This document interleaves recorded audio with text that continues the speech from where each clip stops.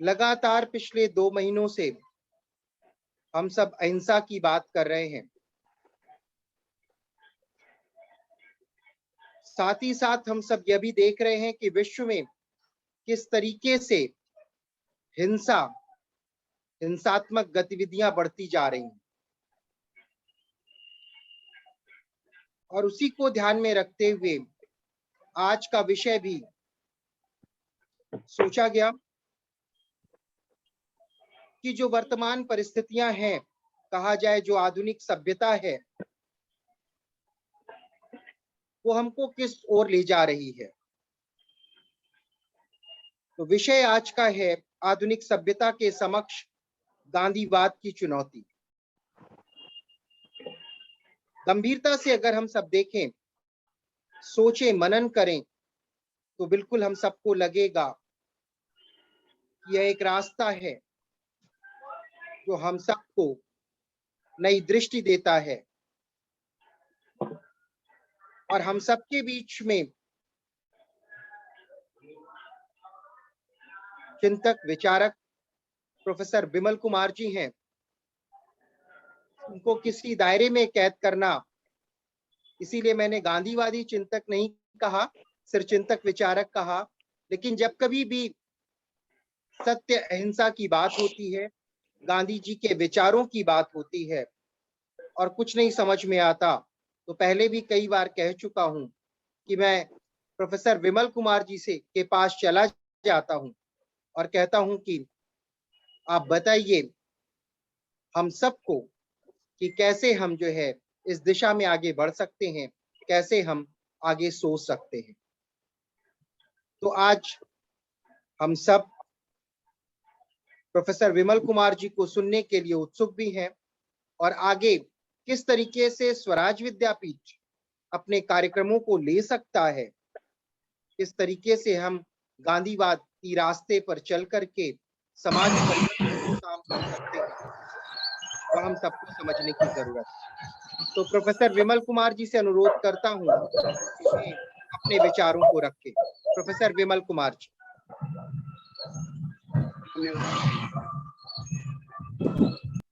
वक्ता के बारे में अच्छी बातें कहना जरूरी होता है ताकि श्रोता ये न समझे कि गलत जगह आ गई। मैंने गांधी विचार को जानने और समझने की कोशिश की है जीवन में, और उस जानने समझने में जो व्यास अभी का ज्ञान पद्धति है,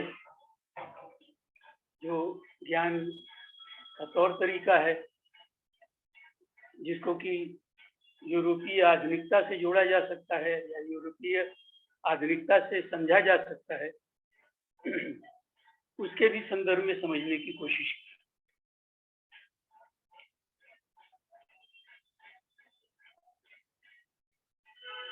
सच्चाई यह है कि यूरोपीय आधुनिकता धीरे धीरे एक वैश्विक आधुनिकता में तब्दील होती चली गई, परिवर्तित होती चली गई। इसीलिए आप उसको यूरोपीय आधुनिकता भी कह सकते हैं और वैश्विक आधुनिकता भी कह सकते हैं।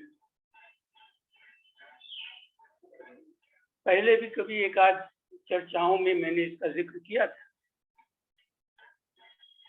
कि यूरोपीय आधुनिकता जो है, ये किस मायने में जो आधुनिक ज्ञान पद्धति है उससे भिन्न हुई है, ये समझना जरूरी है, क्योंकि वो प्रस्थान बिंदु वही, पॉइंट ऑफ डिपार्चर है, वो वहीं पर है, उसको समझना जरूरी है।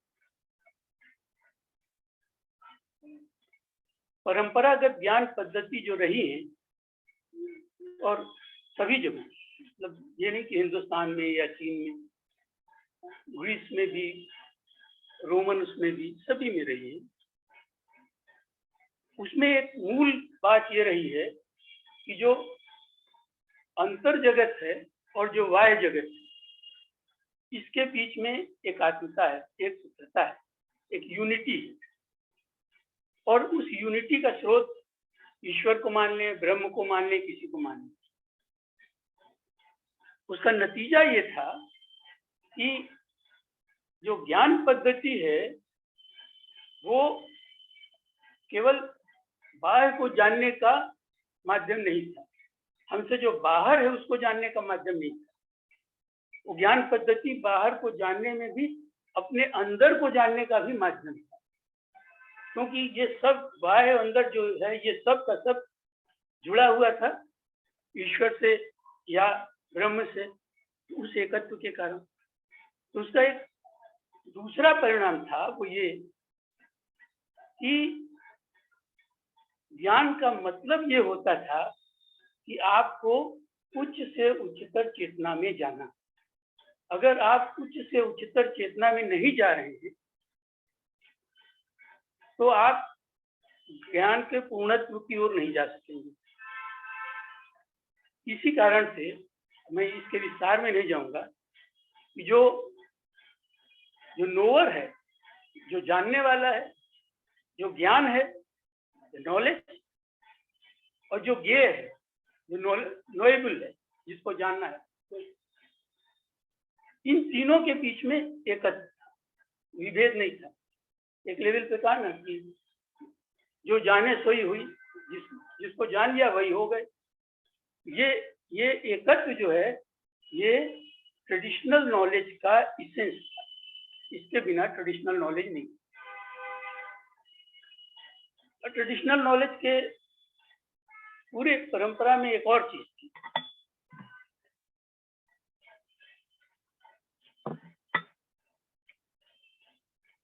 और वो ये थी कि जब उन्होंने ये स्वीकार कर लिया कि ब्रह्म के साथ या ईश्वर के साथ आत्मज्ञान के माध्यम से एकत्व स्थापित करना है,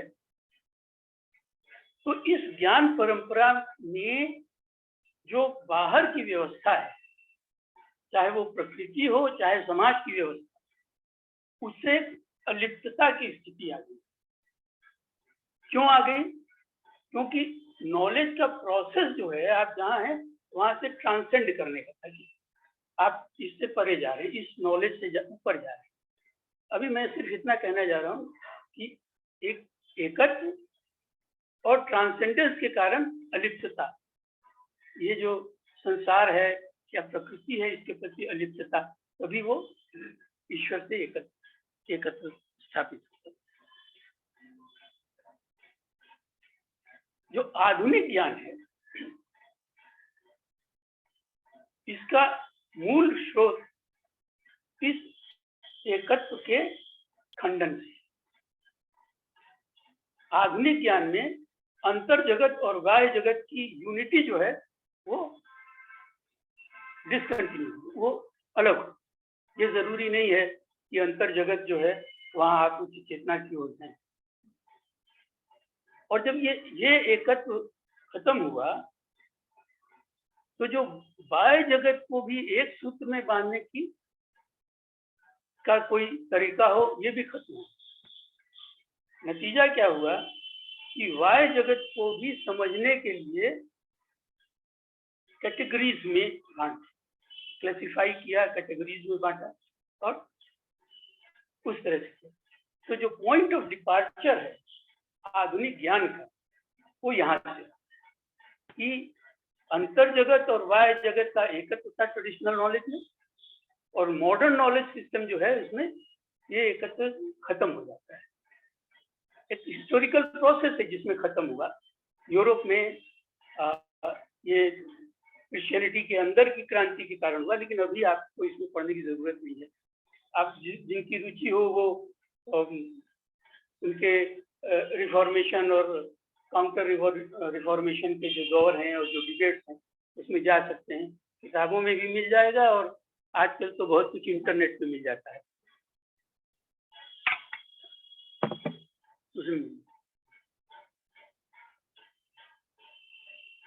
इसका परिणाम क्या?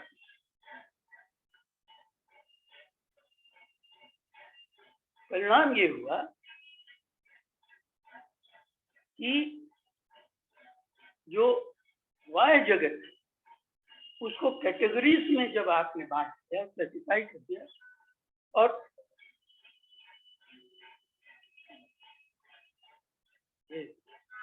थ्योरी ऑफ नॉलेज में मैं चला जा रहा हूँ, फिर ये समझ लीजिए कि समझने के लिए हर जो आधुनिक ज्ञान का क्षेत्र है, उसने क्या किया कि जिस कैटेगरी को समझना है उसके अंदर सबको एक तरह का मान लिया गया, और उस कैटेगरी के बाहर जो है वो अलग तरह के। इसीलिए जिस क्षेत्र का ज्ञान आप ले रहे हैं, उस क्षेत्र के फैक्ट का एक यूनिवर्सल वैल्यू के साथ कोई संबंध नहीं था।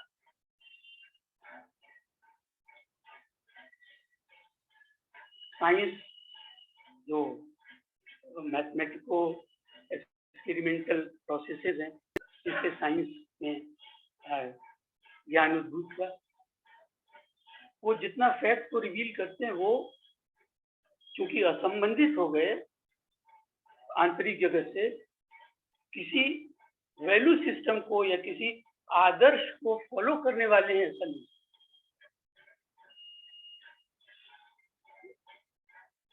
अभी इतना ही समझना काफी है आधुनिक ज्ञान के बारे में कि ये किस तरह से अंतर जगत से और बाह्य जगत से कर गया। ये जो मैंने कहा कि परंपरागत ज्ञान और आधुनिक ज्ञान की जो पद्धति है, उसमें बुनियादी गांधी कहाँ आते हैं, क्योंकि मुझे आज गांधी के बारे में बात करनी है, नॉलेज पद्धति के बारे में। गांधी ने ट्रुथ की बात की, सत्य की,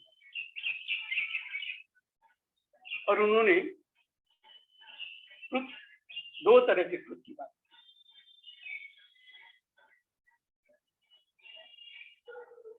एक को कहा कि ये एब्सोल्यूट ट्रुथ, जिसके बारे में परंपरागत ज्ञान में ब्रह्म कहा गया या ईश्वर कहा गया, एब्सोल्यूट। और दूसरा शब्द गांधी जी ने इस्तेमाल किया, रिलेटिव। अब ये दोनों का फर्क नहीं है। एब्सोल्यूट ट्रुथ तो जो जानेगा उसी के जानने में आएगा। आपके लिए वो लॉजिकल ट्रुथ है, वो जाना हुआ ट्रुथ नहीं है, उसे एकाकार हुआ ट्रुथ नहीं है। तो लॉजिकल ट्रुथ होने के कारण अलग अलग तरह की व्याख्याएं हो जाती हैं, अलग अलग तरह के जो उसके लॉजिकल एक्सप्लेनेशंस हो जाते हैं, उसके अलग अलग तरह के मैनिफेस्टेशंस होते हैं, स्ट्रक्चर्स में वो अलग हो जाते हैं। दूसरी चीज, लेकिन ये जो एब्सोल्यूट ट्रुथ है, ये आप क्रिएट नहीं कर सकते। एक दूसरे ट्रुथ की बात की गांधी जी ने, और वो है relative truth. What is relative truth? कि रिलेटिव ट्रुथ वो है जो हम अपने आदर्श का निर्माण करते हैं। मनुष्य समाज जो है हमेशा अपने आदर्श का निर्माण करता रहता है। ये मनुष्य की खासियत है। और भी करते होंगे, हम लोग नहीं जानते। ये कहना कि दूसरे सारे जीव जो है अपने आदर्श का निर्माण नहीं करते हैं, ये मनुष्य का अहंकार हो सकता है। हम सिर्फ इतना कह सकते हैं कि हम नहीं जानते, लेकिन मनुष्य अपने आदर्श का निर्माण करता है, और उसी आदर्श के आधार पर उसे किस तरह का जीवन जीना है, उसके लिए वो मूल्यों का निर्माण करता है। तो आइडियल और वैल्यूज, इसका निर्माण जो मनुष्य करता है, ये उसका रिलेटिव ट्रुथ है। और इसी आदर्श और वैल्यू के आधार पर वो अपने समाज का भी निर्माण करना चाहता है। क्यों? क्योंकि वो आदर्श और वो वैल्यूज प्रतिबिंबित होने चाहिए उस सामाजिक संरचना में, सामाजिक संबंधों में जिसकी की बात कर रहा है। गांधी जी ने अपने इस रिलेटिव ट्रुथ के अवधारणा के माध्यम से आदर्श और मूल्य, ये अंतर जगत का हिस्सा हो गए। और जो समाज बनाया और सामाजिक संबंध बनाए, ये बाह्य जगत का हिस्सा हो गए। क्या किया? अंतर जगत और बाह्य जगत के बीच के संबंध को पुनर्स्थापित किया। ये फर्क। आधुनिकता ने जिसको अलग कर दिया था, गांधी जी ने इसको पुनर्स्थापित किया कि इसके बिना मनुष्य के उच्च चेतना में जाने का रास्ता नहीं। इसलिए गांधी की ज्ञान पद्धति में ज्ञान जो है और कर्म, ये दोनों चेतना को उच्च स्तर पर भी ले जाते हैं। अगर आप चेतना के उच्च स्तर पर नहीं जा रहे हैं तो आपका ज्ञान जो है वो या तो संकीर्ण होगा या दूषित होगा। जो दोष आधुनिक ज्ञान पद्धति में समय को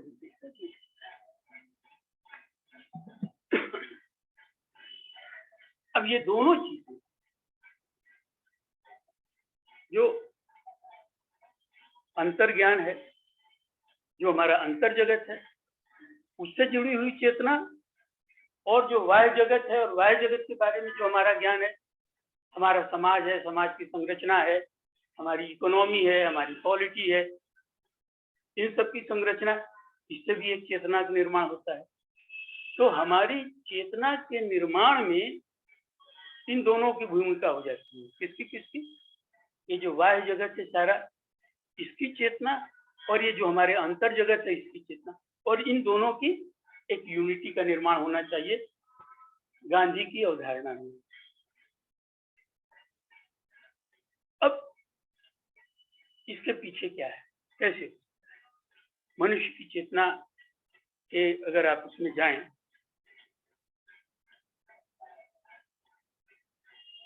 अगर आप जो तत्वज्ञान था उसके हिसाब से कहा कि हमारी चेतना के निर्माण के दो कारक हैं। एक अहम है जिसको इगोइस्टिक सेल्फ कह सकते हैं, और दूसरा था कि आत्मा है।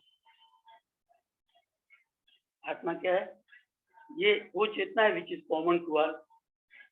गीता में इस दूसरे अध्याय में जब आत्मा के बारे में कहते हैं और उसके गुण के बारे में श्री कृष्ण जी बताते हैं, तो बताते हैं कि ये अजन्मा है, ये अव्यय है, इसकी सीमा नहीं है, ये सनातन है,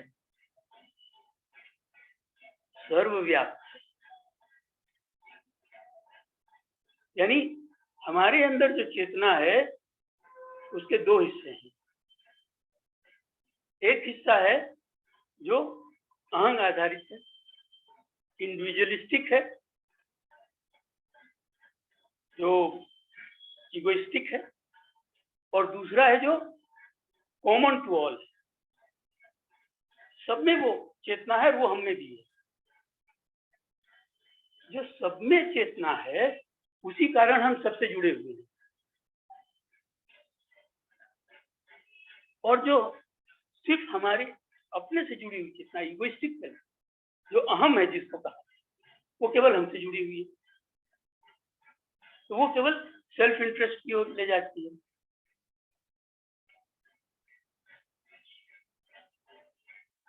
जो आधुनिक सभ्यता का विकास है वो इस इगोइस्टिक सेल्फ, ये जो मैं सेल्फ, ये जो कॉमन टू ऑल सेल्फ है, इससे नहीं। इसका नतीजा क्या होता है?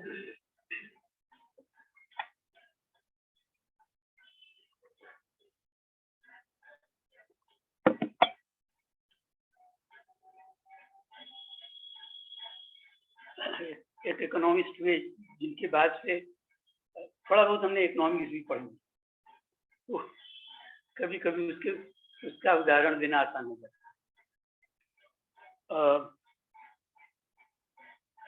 तो इकोनॉमिक्स के बारे में तो बहुत लोगों के द्वारा कहा गया, लेकिन इकोनॉमिक थ्योरी जो है, जिस व्यक्ति के प्रतिपादन के बाद इकोनॉमिक थ्योरी आई, उस शख्स का नाम है एडम स्मिथ। उसके पहले फिजियोक्रेट्स थे, मर्केंटिलिस्ट थे और पैम्फलेट राइटर्स वगैरह हुआ करते थे, अलग अलग इशू। लेकिन एक जिसको कहते हैं कि एक पूरी थ्योरी के रूप में, और उन्होंने 2 किताबें लिखी। एक है थ्योरी ऑन मॉरल सेंटिमेंट्स। अच्छा, मजे की बात यह है कि हमने आपको बता तो दिया कि वो इकोनॉमिक्स के प्रथम प्रतिपादक थे, लेकिन वो प्रोफेसर फिलोसफी के थे, मॉरल फिलोसफी के थे। उस वक्त तक इकोनॉमिक्स जैसा कोई सब्जेक्ट था नहीं, और स्कॉटिश थे, स्कॉटलैंड के थे। तो उनकी पहली पुस्तक है वो 1759 में आई, और एक दूसरी पुस्तक 1776 में, an inquiry into the wealth of nations. तो संक्षेप में कहा जाता है मॉरल सेंटिमेंट के ऊपर उनकी एक किताब, और दूसरी किताब जो है वेल्थ ऑफ नेशंस के ऊपर। जो सारे इकोनॉमिक्स वाले हैं वो वेल्थ ऑफ नेशंस ही पढ़ते। उन्होंने कभी आमतौर पर, क्योंकि कुछ अर्थशास्त्रियों से मेरा परिचय भी है, तो आमतौर पे उन्होंने एडम स्मिथ की मॉरल सेंटिमेंट वाली किताब जो है उसको पढ़ने की जरूरत नहीं समझी, और क्लास में पढ़ाते भी नहीं। कम से कम मैंने जब तक पढ़ा तब तक तो नहीं पढ़ाई जाती थी, और बाद में भी कोर्स बुक वगैरह में हमने जो देखा वो नहीं। मैं एक खास पर्पस से ये बात बता रही, इसलिए नहीं कि मैंने थोड़ा एडम स्मिथ को पढ़ा। एडम स्मिथ से आज भी बहुत रिसर्च हो रही है। एडम स्मिथ साहब अपने मॉरल सेंटिमेंट वाली किताब जो 1759 में आई, 1759, उसमें जो जब व्यक्ति के बारे में चर्चा करते हैं तो वो बताते हैं कि उसमें एम्पैथी होगी, कोऑपरेशन होगा, बेनिफिशियंस होगी। ये तमाम गुण वाला व्यक्ति कैसा होगा, उस गुण का जिक्र करते हैं। As a professor of moral philosophy अपने क्षेत्र का वर्णन करते हुए कहते हैं मनुष्य कैसा होगा। वेल्थ ऑफ नेशंस में जब जिक्र कर रहे हैं तो कह रहे हैं मनुष्य के क्रिया का आधार क्या होगा, कह रहे हैं कि self interest, great departure, not a great departure. मैंने आपसे कहा ना कि कैटेगराइजेशन हो गया। As a philosopher he sees human beings as benevolent, as cooperative, as beneficent, और एज एन इकोनॉमिस्ट वो कह रहे हैं सेल्फ इंटरेस्ट।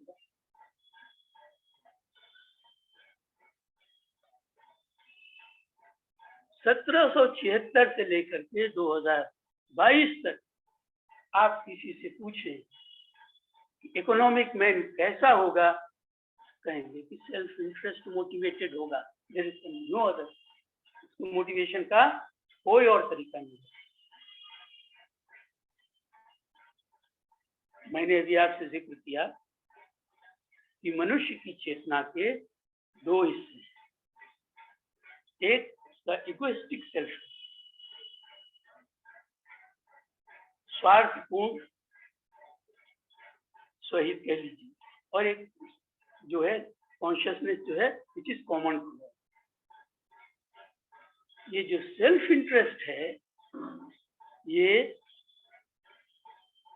किस चेतना पे आधारित है? ये सेल्फ इंटरेस्ट जो है ये उस सेल्फ के आधारित है जो कॉमन टू ऑल का जो हमारे अंदर का कॉन्शियसनेस है उससे अलग कटा हुआ है। यानी आधुनिक सभ्यता में जिस इकोनॉमी का विकास हुआ, आधुनिक सभ्यता में जिस अर्थव्यवस्था का विकास हुआ, उसका आधार क्या है? वो सेल्फ इंटरेस्ट, वो चेतना है जिसमें वो मनुष्य अपने निजी स्वार्थ से आगे नहीं देख सकता, और ये जो कॉमन टू ऑल सेल्फ है वो बाजू रख दिया जाता है, हटा दिया जाता है।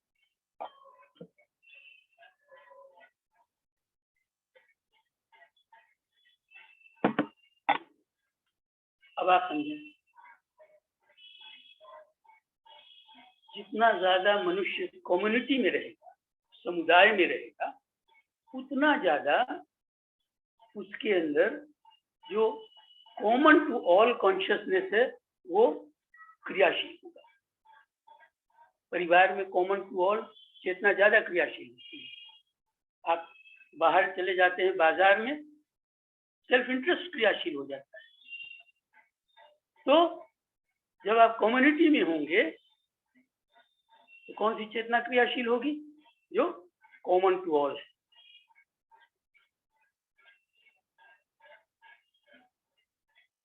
आधुनिक सभ्यता ने जिस अर्थशास्त्र को जन्म दिया, उस अर्थशास्त्र को आप पूंजीवादी अर्थशास्त्र कहते हैं। और हमने अभी आपसे क्या जिक्र किया कि पूंजीवादी अर्थशास्त्र जो है, 15 मिनट्स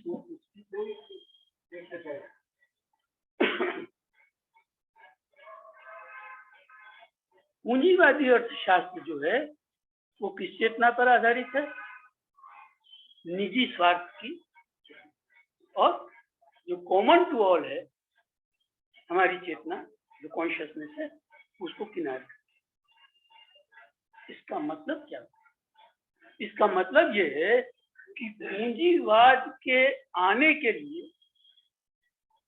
और उसके पैर जमाने के लिए ये आवश्यक था कि कॉमन टू ऑल की चेतना के जो इंस्टीट्यूशंस हो सकते हैं, उन इंस्टीट्यूशंस को खत्म कर दिया जाए। ठीक है ना? So what was the first step? पहला कदम क्या था? पूंजीवाद के विस्तार का अपरिहार्य परिणाम, जो इनएविटेबिलिटी थी, वो क्या थी? कि जहां कहीं कम्युनिटी है, उस कम्युनिटी को खत्म। पूरी दुनिया में सन 1500 के बाद, और विशेषकर सन 1700 के बाद, 1500 से 1700 तो वो अमेरिका में लूट करते रहे। पूरी दुनिया में उपनिवेशवाद का विस्तार इसी से हो पाया कि जहां कहीं कम्युनिटी है, उस कम्युनिटी को नष्ट करें। आप पूरे विश्व का इतिहास देख लो और हिंदुस्तान देख लो।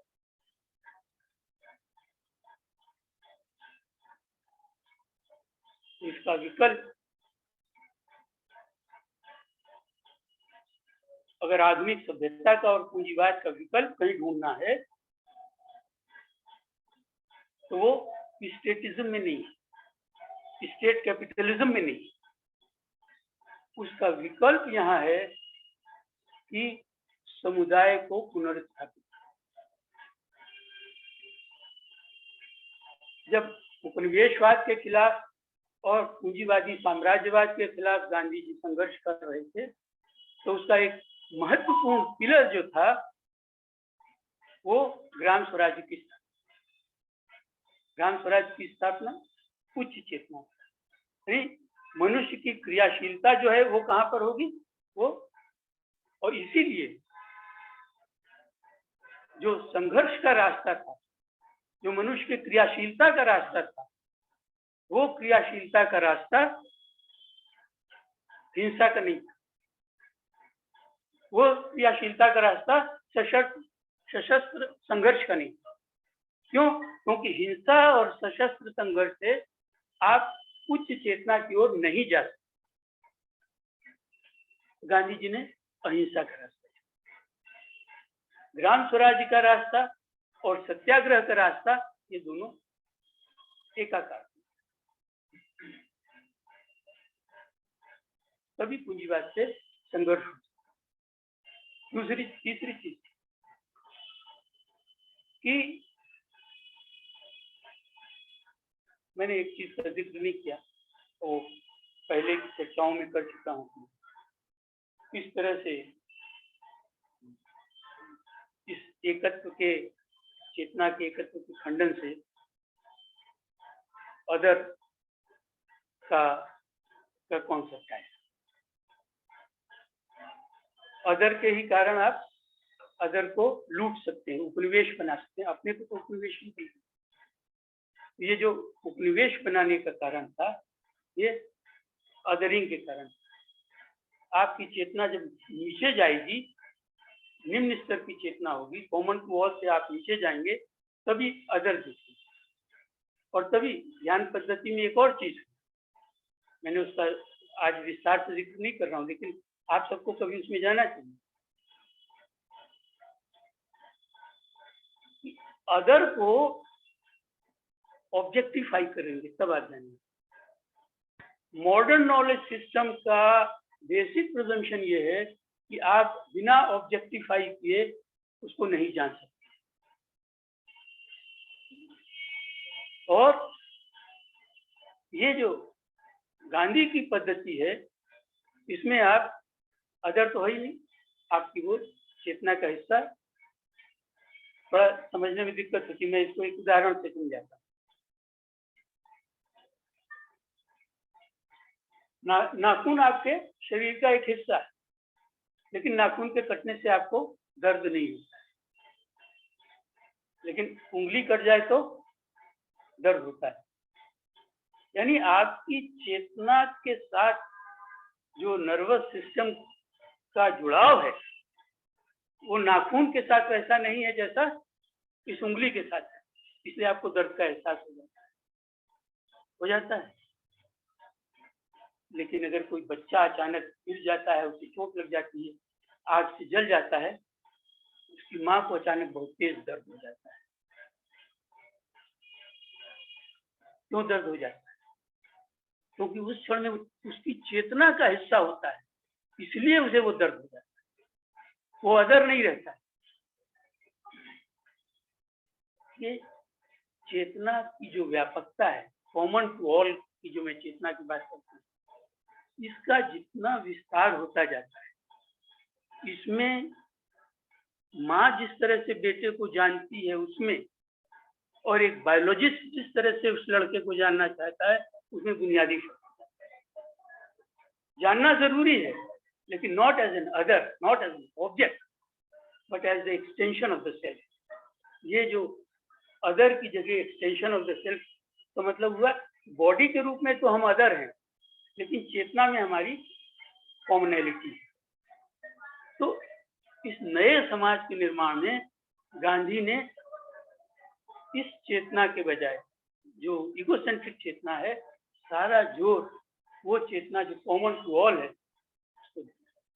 और इसीलिए उन्होंने एक दूसरी बात वो ये कि आंदोलन से, संघर्ष से जो एक बड़ी चेतना जगती है, उसके बाद क्या होता है, पार्टी की ताकत मजबूत होती है। कम्युनिस्ट पार्टी मजबूत होकर के आ गई अगर रूस में या चीन में, तो सरकार किसकी आ गई? कम्युनिस्ट पार्टी की। और मजबूत कौन हो गया? तो कम्युनिस्ट पार्टी का नेता।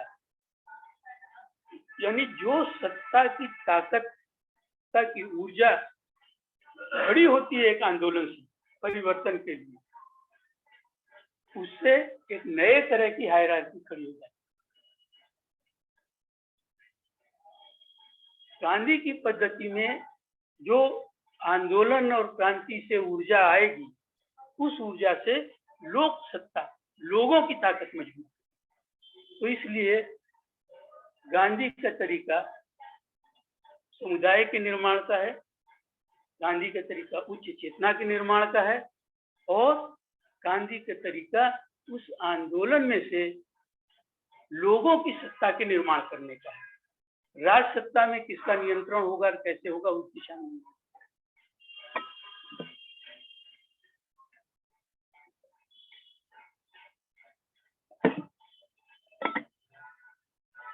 ये जो चुनौती है, इसीलिए सत्याग्रह जो है वो एक ही समय में निषेध करने का भी तरीका है, नए निर्माण करने का भी तरीका है, और व्यक्ति को उच्च स्तर पर भी ले जाने के लिए। एक अंतिम बात कह के आज की चर्चा खत्म करता हूँ, और वो ये कि एक और फर्क इन दोनों चेतनाओं में, जो इगोसेंट्रिक चेतना है और जो चेतना कॉमन है, वो ये कि जो निजी स्वार्थ आधारित चेतना या जो इगोसेंट्रिक चेतना, इंडिविजुअलिस्टिक चेतना, ये सेंसिबिलिटी ज्यादा है। जो इंद्रिय गोचरता जितनी है वहां तक सीमित है, और इंद्रिय सुख तक सीमित है, उससे परे नहीं। और ये जो कॉमन टू ऑल वाली चेतना है, वो इंद्रिय सुख से परे ले जाने वाली और इंद्रिय के माध्यम से जो इंद्रिय गोचर ज्ञान है उससे ऊपर ले जाने वाली, यानी ज्ञान के स्तर पर भी ऊपर ले जाने वाली, और आप जैसा भोग करते हैं इस पर भी ऊपर ले जाने वाली। इसलिए गांधी जब नई सभ्यता के निर्माण की बात कर रहे हैं आत्मज्ञान और आत्मबल से, तो वो इस भोग के तरीके के खिलाफ भी खड़े हो रहे हैं और इस पे भी खड़े हो रहे हैं कि जो इंद्रिय गोचरता है उससे ऊपर जाने के ज्ञान का रास्ता खुले, जो आपकी और हिडन फैकल्टीज हैं वो खुले। तो जो आधुनिकता के खिलाफ जो गांधी हैं वो हैं, मैंने आपको कहा कि जो ट्रेडिशनल नॉलेज सिस्टम था उसमें वो संसार से और समाज से अलिप्त होते थे। मॉडर्न जो सिस्टम है उसमें ये अंतर जगत और बाह्य जगत से अलग हो गए। ये जो कॉमन टू ऑल कॉन्शियसनेस है और इगोसेंट्रिक कॉन्शियसनेस है, इसमें भी भेद हो गया। गांधी इस मामले में पोस्ट ट्रेडिशनल भी हैं और पोस्ट मॉडर्न भी। Thank you.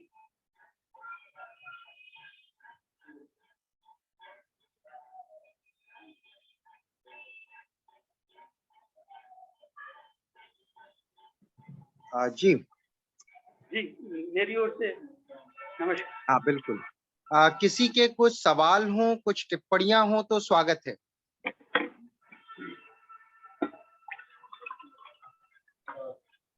जी का है तो जी से आरंभ किया करते हैं।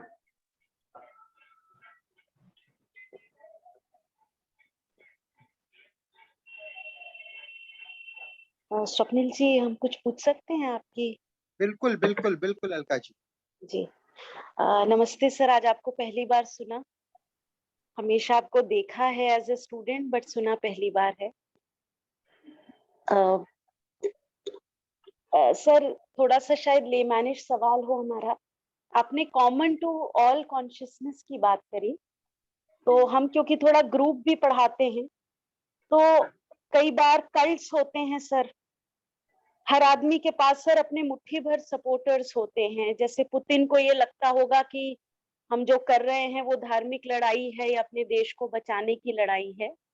तो कई बार सर, जैसे अमेरिका में हमने सुना है कि सुसाइड कल्ट्स होते हैं, या जो हम लोग के कई बार ऐसे धर्म गुरु होते हैं जो एक पूरा ग्रुप डायमेंशन सर कल्ट में बदल जाता है, जहां सबको लगता है कि एक कुछ ऐसा दैवीय घट रहा है जिसपे सबकी सहमति है। तो मेरा सवाल ये है सर कि जब ये कॉमन टू ऑल कॉन्शियसनेस कब गलत दिशा में जाने लगती है, या उसको गलत भी कहेंगे कि नहीं, या इसकी सर मॉरल एंकरिंग कहाँ करें? क्योंकि जैसे जो भी धर्म गुरु हैं वो फिर तरह तरह के, वो अपने कल्ट में बहुत डिवाइन होते हैं, लेकिन अगर बाहर से देखो तो लगता है कि ये तो बहुत नार्सिसिस्टिक लीडर्स हैं। या इसी तरह से सर अमेरिका में पूरा का पूरा कल्ट में मास सुसाइड के बहुत सारे, जोन्स टाउन एक मैसेकर हुआ था मास सुसाइड का, सारे के सारे एक साथ कूद गए थे। तो सर ये भी है, तो इस तरह की चीज को थोड़ा शायद अलग दिशा में हम पूछ रहे हैं। तो सर हमारा ये मानना है कि जैसे आपने कहा उच्च से उच्चतर, तो ये डिग्रीज का फर्क हो सकता है कि कब वो क्रिटिकल लाइन वो ग्रुप क्रॉस कर दे। इसी तरह से सर पॉलिटिशियंस हैं हमारे, तो सबको तो यही लगता है कि वो बहुत देशभक्त हैं या कोई ऐसा काम कर रहे हैं, और उनके पास अपने अपने सपोर्टर्स हैं जो उनको एहसास दिलाते हैं कि हाँ भाई वो अच्छा काम कर रहे हैं। तो सर क्या कोई मॉरल एंकरिंग है या कोई लाइन है इसकी? शायद मैंने बताते वक्त उसको एक्सप्लेन नहीं कर सका। जो आइडेंटिटीज होती हैं वो एक्सक्लूसिविस्ट होती है। जी एक एक्सक्लूसिव ग्रुप है, ये हम सबका, इसमें हम सब एक, बाकी हमसे अलग। तो थोड़े लेवल पर तो लगता है कि हाँ, इन्होंने जो इगोइस्टिक सेल्फ है उसको ट्रांसेंड किया, लेकिन ये ट्रांसेंड करना रुक जाता है, क्योंकि जहां मनुष्य को मनुष्य से सेपरेट किया जा रहा है वहां कहीं ये जाकर के रुक जाती है। जो एक्सक्लूसिविस्ट है, रिलीजन, ऑल रिलीजन्स आर एक्सक्लूसिविस्ट। दुनिया में कोई तो इसीलिए वो आध्यात्म से अपने कट जाता है, अपने तत्व ज्ञान से कट जाता है। जो किसी भी तरह के जाति के आधार पर, संस्कृति के आधार पर, देश के आधार पे, किसी भी आधार पर जब आप एक आइडेंटिटी का निर्माण करते हैं तो सेपरेटनेस की एक रेखा खींचते हैं। आपको लगता है कि ये सेपरेटनेस का ग्रुप बहुत बड़ा है, लेकिन उसके बाहर का ग्रुप भी बहुत बड़ा है। और इसी कारण से ये जो पूरा का पूरा इसमें अप्रोच होता है वो इगोइस्टिक सेल्फ का ही, इगोइस्टिक सेल्फ का ही ये एक्सटेंशन होता है किसी भी आइडेंटिटी में। और आइडेंटिटी को जब तक ट्रांसेंड नहीं करते, मैंने कहा ना कि जो आध्यात्मिक लोग होते थे, जो ट्रेडिशनल नॉलेज वाले थे, वो प्रकृति से और संसार से भी अपने को अलिप्त कर लेते थे ईश्वर से मिलने में। उन्होंने अपने, और अगर आपको अगर हिंदू धर्म शास्त्र का कुछ ज्ञान हो तो आप जानेंगे कि उन्होंने कहा कि रूप और ज्ञान, रूप और नाम जो है ये मनुष्य का जो उसका असली स्वरूप है उसको पहचानने में बाधक है। तो ये जो आइडेंटिटी है ये किसी न किसी तरह से किसी स्ट्रक्चर में, किसी फॉर्मेशन में और किसी नेम में आकर के आपको बांध देता है, और वो आपको कॉमन टू ऑल आपको लगता है, लेकिन वो आपको झुंड का हिस्सा बना देता है। भीड़ का हिस्सा और झुंड का हिस्सा बनना और कॉमन टू ऑल चेतना, ये दो अलग अलग चीजें हैं। अगर कॉमन टू ऑल चेतना है तो जिसको आप विरोधी कहते हैं उसकी चेतना जो है वो आपकी चेतना का हिस्सा होती है, लेकिन आप विरोधी खड़ा करने के एक्सपर्ट हुए हैं पिछले कई हजार वर्षों में। इसीलिए कॉमन टू ऑल की चेतना का विकास का काम जो है ये बहुत मुश्किल हो गया है। और गांधी की हत्या भी इसीलिए हुई कि ऐसी चेतना का विकास नहीं किया जा सकता है जो ऑल इंक्लूसिव हो। जी सर, जी सर। चेतना जो है उसकी आइडेंटिटी के आधार पर एक गोलाबंदी, एक घेराबंदी जो है ये कॉमन टू ऑल चेतना का प्रतीक नहीं है, बल्कि ये इगोइस्टिक सेल्फ के विस्तार का और एक हर्ड मेंटेलिटी को खड़ा करने का तरीका है। ये बुनियादी रूप से दूर गांधी के तरीके, इसीलिए गांधी शायद आज प्रैक्टिकल नहीं कहे जाते हैं। प्रैक्टिकल वो लोग हैं जो हर्ड मेंटेलिटी के साथ समाज में करना चाहते हैं। और मैंने एक चीज का जिक्र नहीं किया, आधुनिकता का एक बहुत बड़ा जो बड़ी जो ताकत है वो उसकी युद्ध करने की क्षमता, युद्ध करने की शक्ति है।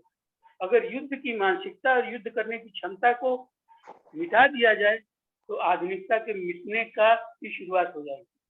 युद्ध और पर्यावरण, इन दो को नष्ट करने में आधुनिक सभ्यता की बहुत बड़ी भूमिका है और वो कंटिन्यू कर रही है, अभी भी चल रही है। इसलिए इसको कंफ्यूज ना करें। जी सर। और किसी के सवाल हो सकते हैं, टिप्पणियां? मेरे बड़े भाई हैं इसलिए ये मेरा इम्तिहान है। बिल्कुल, हम सबके बीच में। और वो भी सार्वजनिक रूप से बताते हुए कि मुझे अर्थशास्त्र का ABCD भी नहीं मालूम। लेकिन मैं पूछने का साहस इसलिए कर रहा हूँ कि चेतना के स्तर पर मैं समझता हूँ विमल जी से मैं दो तरह से जुड़ा हुआ हूँ। एक तो एक ही परिवार के हैं और दूसरा ये एक ही विश्वविद्यालय के पढ़े हुए हैं। मेरा प्रश्न, और शायद इसीलिए मुझे भरोसा है कि मैं जो कुछ भी पूछूंगा उसको विमल जी मेरी मूर्खता या उसको हास्यास्पद नहीं मानेंगे। विमल जी ने अभी जिक्र किया एडम स्मिथ का और ये कहा कि उनका सिद्धांत ये था कि जो आर्थिक गतिविधियां हैं, इकोनॉमिक एक्टिविटी, वो सेल्फ इंटरेस्ट पर आधारित। विमल जी, इधर पिछले 2 सालों में मैंने एक पुस्तक लिख रहे थे हम लोग, आ जाएगी, आपको भी देखने को मिलेगी। उसमें तमाम सारे विषयों की छिटपुट जानकारी मुझे हो गई। लिखते समय मुझे ये पता लगा कि हमें अपने आप के विभाग में एक प्रोफेसर जेके मेहता हुआ करते और उन्होंने एक बड़ी मशहूर थ्योरी प्रतिपादित की जो मुझे ऐसा पता लगा कि आज भी कई जगह पढ़ाई जाती है, थ्योरी ऑफ कॉन्शियसनेस। तो मेरा पहला प्रश्न तो ये है कि क्या एडम स्मिथ की थ्योरी जो सेल्फ इंटरेस्ट पर आधारित थी और जेके मेहता की कॉन्शियसनेस की थ्योरी, ये दोनों विरोधाभासी हैं या कि इनमें कोई सामंजस्य? इसी से जुड़ा हुआ एक दूसरा प्रश्न भी है जो उन सारी चिंताओं को जो आपके सामने भी हैं, हम लोगों के सामने भी हैं, कि क्या ऐसा हो सकता था कि जेके मेहता साहब की थ्योरी ऑफ कॉन्शियसनेस पर अगर इस देश की अर्थव्यवस्था को ढाला जाता तो शायद परिस्थितियां कुछ भिन्न होती।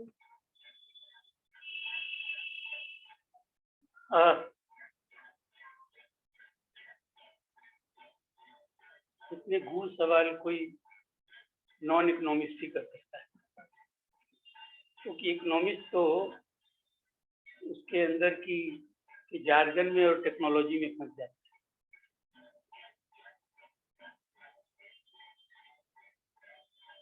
दोनों के विषय में बहुत मूलभूत अंतर है। एडम स्मिथ जो हैं, उनका मुख्य विषय ट्रेड था, ह्यूमन बीइंग नहीं। और जेके मेहता साहब का जन्म एक ऐसे देश में हुआ और उनका जन्म यूरोप में हुआ, स्कॉटलैंड में। Scotland was a colony of England. तो वो फ्री ट्रेड की बात इसलिए कर रहे थे कि अरे भाई, स्कॉटलैंड का इतना शोषण क्यों कर रहे हो?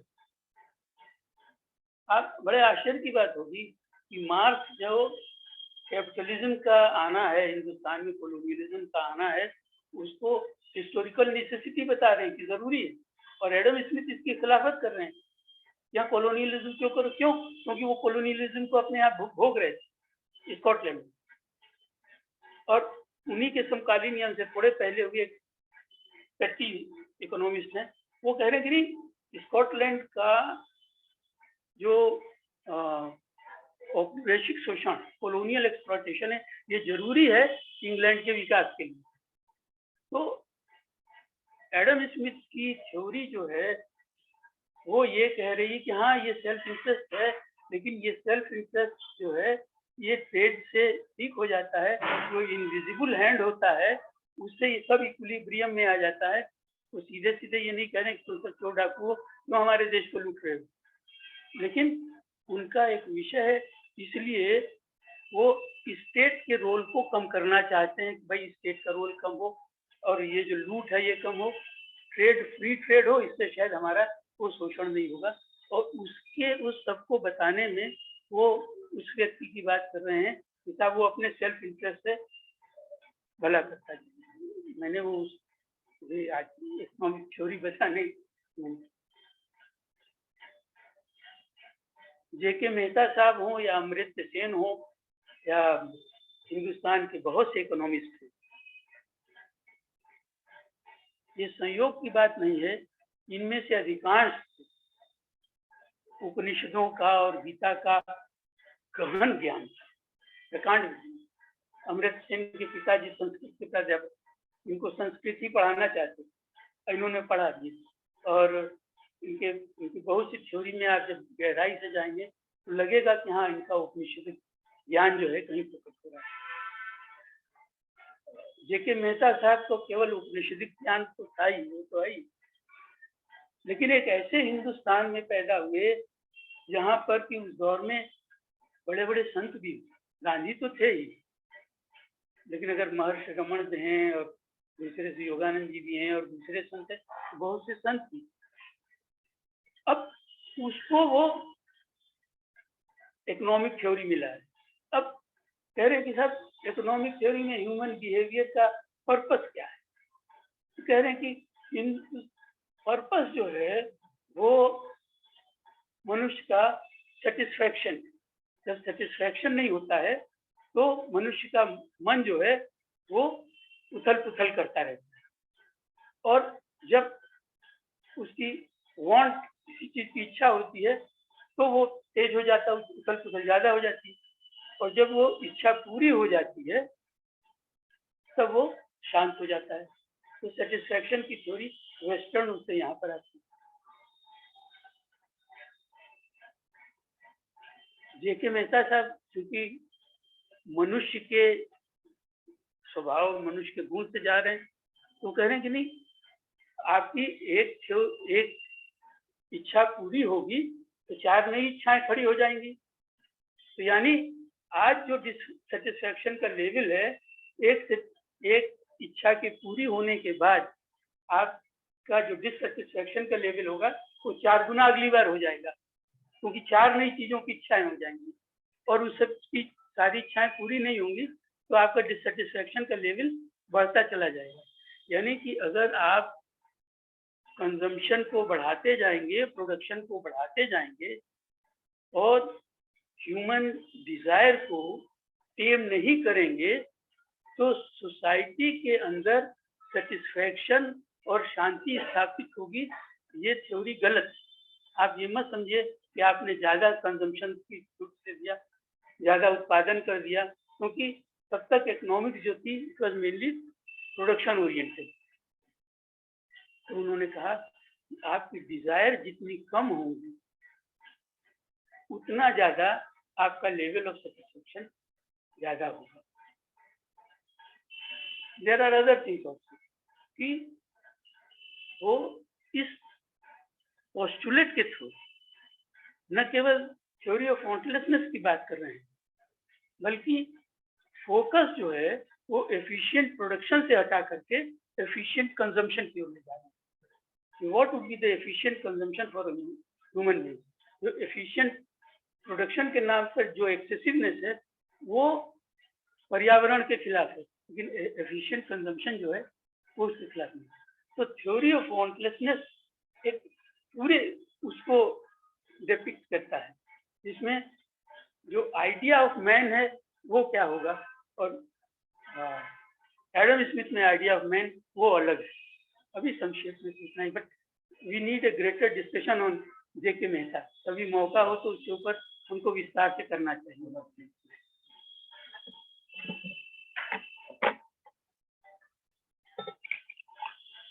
एक स्वामी चिन्मयानंद है, उनका कहना है कि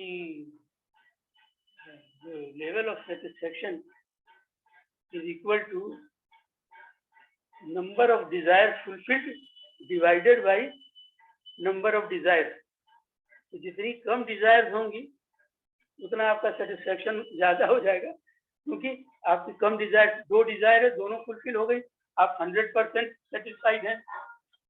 और आपकी 100 डिजायर हैं, 2 ही फुलफिल हुई तो आप बहुत डिससेटिस्फाइड आदमी रहेंगे। तो ये इंडियन ट्रेडिशन में बहुत उससे और आध्यात्म से जुड़ा है, वो तो है।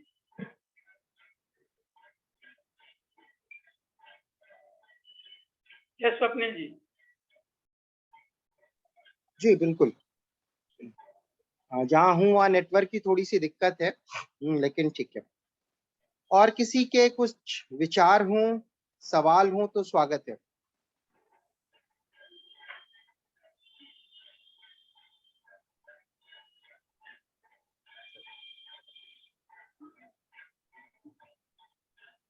हम सबके बीच में स्वराज विद्यापीठ के कुलगुरु प्रोफेसर रमाचरण त्रिपाठी सर हैं।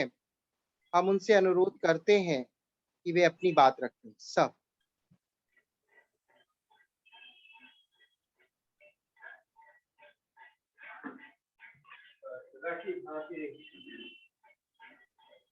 विमल जी का जो वक्तव्य था वो बहुत भक्त का था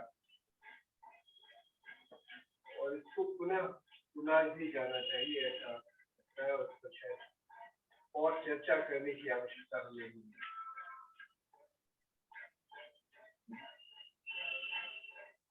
मैं याद कर रहा हूँ कि गांधी से जब किसी ने पूछा था पश्चिमी सभ्यता के बारे में, तो उन्होंने उसका उत्तर दिया था कि हाँ, बड़ा अच्छा ख्याल, गुड आइडिया। शायद कुछ तंज में भी वो कहा गया था। आज का जो विमल जी का वक्तव्य था, उसके संदर्भ में भी शायद कुछ लोग पूछना चाहें और शायद पूछते भी रहते हैं। राजनेताओं के साथ मेरे अक्सर होता रहता है, पूछा जाता है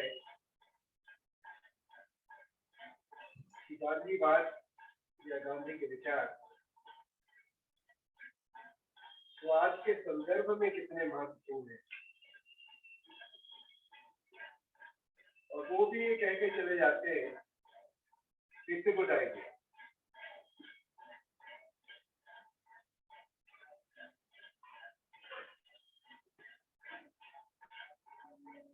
और उसका वजह शायद बिल्कुल यही है कि हम जिस तरह की शिक्षा हम लोगों को मिली है, केवल शिक्षा ही नहीं मिली है, पिछले 100 वर्षों में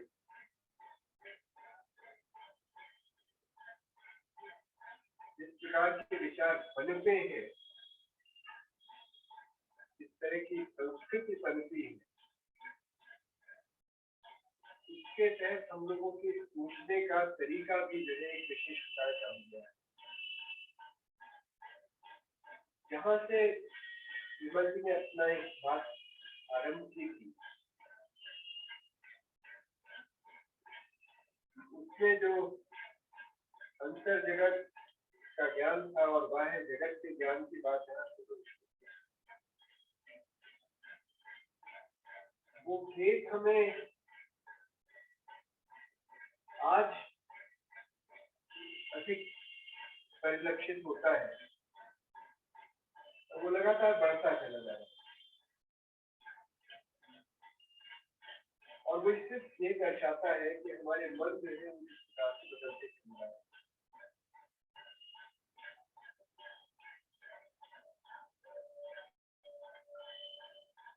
इस पर बहुत विचार करने की जरूरत है।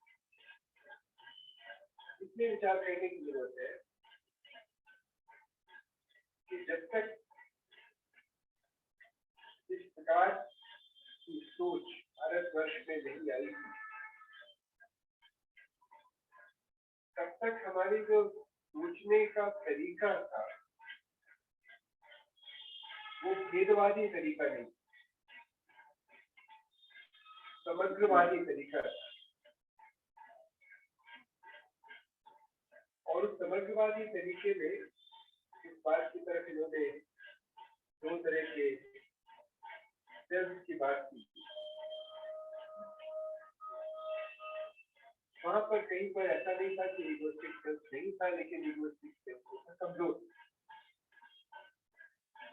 और कमजोर इसलिए था क्योंकि उसमें महत्व की बात जो थी वो समुदाय की थी, सहकार की थी।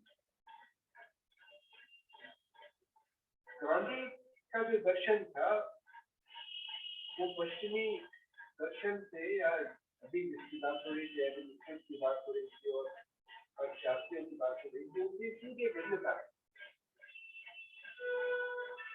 कि उसमें अपने और पराये का भेद नहीं था। गांधी का प्रयास ये था इसी तरीके से अपने और पराये का भेद मिटे, और इसीलिए उनका जोर जो था वो भारत का अगर विकास होना है तो वो गाँव से हो, क्योंकि गाँव में सबसे कम अपने और पराये का भेद है। हाँ, कुछ लोग कहें कि हाँ वहाँ पर गण व्यवस्था जो है बहुत मजबूत है, लेकिन गण व्यवस्था के साथ साथ जो है वहाँ पर परायापन जो है आपको गण व्यवस्था के होते हुए भी नहीं मिलेगा।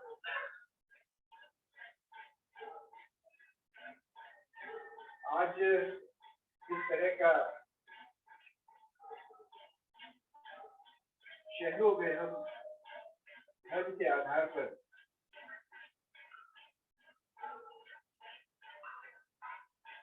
जो विभेद देख रहे हैं, वैसे विभेद हमें जो है गाँव में दिखने को नहीं मिलते।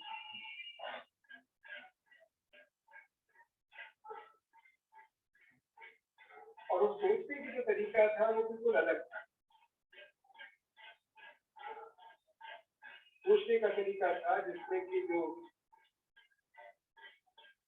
डायलेक्टिक्स थी वो ऐसी नहीं थी जिसमें कि आप चीजों को जो है दो हिस्सों में बांट दें या पोलराइज कर दें,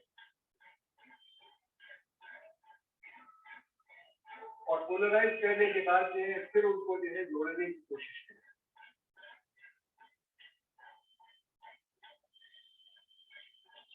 जैसा कि हमने जो है पश्चिमी देशों में देखा कि हाँ पहले जैसे वो चीफिस होगी और फिर उसके बाद एंटी चीफिस होगी और फिर उसके बाद वो तरीका नहीं था हमारा। हमारा तरीका जो था गांधी का अगर तरीका देखा जाए तो हाँ अल्लाह भी है, ईश्वर भी है, लेकिन अल्लाह और ईश्वर जो है दोनों एक ही नाम है। तो दोनों का सह अस्तित्व होना, विचारों का सह अस्तित्व होना और उसको माना जाना, उनको आदर देना, परस्पर का स्नेह होना, ये महत्व की बात है। और मुझे ये लगता है कि शायद गांधी के विचार जो आज सबसे बड़ी चुनौती पैदा कर रहे हैं वो यही पैदा कर रहे हैं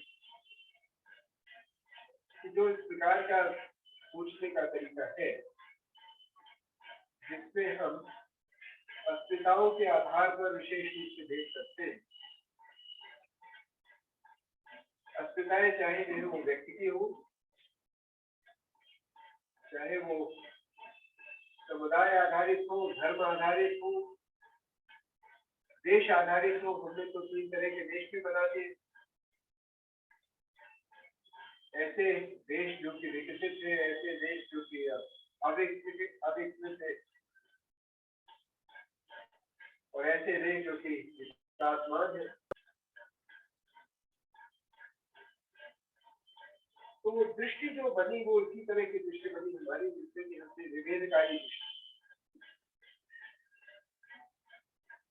और उस विभेदकारी दृष्टि में हमने केवल अपनों से ही अलग नहीं किया, जिसकी तरफ विमल जी ने इशारा किया। जो ऑब्जेक्टिफिकेशन हुआ वो हर चीज का ऑब्जेक्टिफिकेशन है। दूसरे का व्यक्ति का ऑब्जेक्टिफिकेशन हुआ वो दुश्मन का जो था वो हमने किया, वो तो किया नहीं, उसके साथ साथ हमने अपना भी किया। हमने प्रकृति को अपने से अलग कर लिया और प्रकृति को ऑब्जेक्टिफिकेशन किया, उसको भी अलग कर दिया। और अब जो है हम लगातार इसकी बात कर रहे हैं कि कैसे जो है कार्बोनेशन को हम कंट्रोल करें। जो भी इस तरह के परिवर्तन हो रहे हैं उनको हम क्या कर सकते हैं, किस तरीके से जो है उनको कम कर सकते हैं। लेकिन वो कोई भी नहीं रहे कि हम एक विशेष प्रकार से सोचते हैं, हमारी सोच का तरीका एक विशेष प्रकार का है, और गांधी जो सबसे बड़ी चुनौती आज आधुनिक लोगों के लिए पेश कर रहे हैं वो यही है कि आप जब तक जुड़ेंगे नहीं, सहकार नहीं करेंगे, जब तक कि छोटे में नहीं सोचेंगे,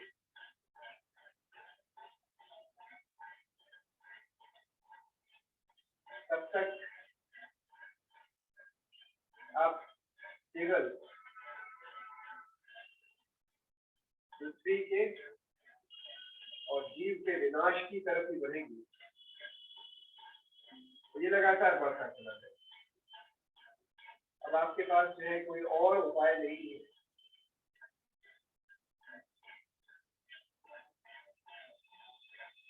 जिस इसके कि आप आपस में जुड़े, सहकार आधारित जो है विकास हो, आपसी सामंजस्य हो, प्रकृति से सामंजस्य हो, और जब तक वो नहीं होगा, प्रेम उसका आधार नहीं होगा, तब तक जो है वो विकास नहीं होगा। तो जेकब मेहता का जो नाम लिया गया, जिससे वोट जस्टिस की बात की, उसके केंद्र में भी यही था। उसके केंद्र में जो थे गांधी के विचार की,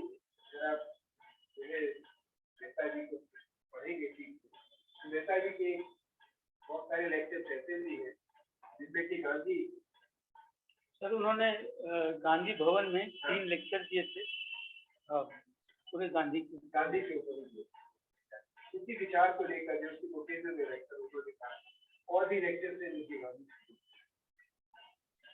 तो दुर्गा जी का अनेक धन्यवाद। सभी लोग जो आपको जुड़े उनका धन्यवाद। अगले रविवार को हम लोग पुनः मिलेंगे। सत्येंद्र जी का विशेष रूप से धन्यवाद, जो कि इटावा से हम लोगों से आज जुड़े हैं।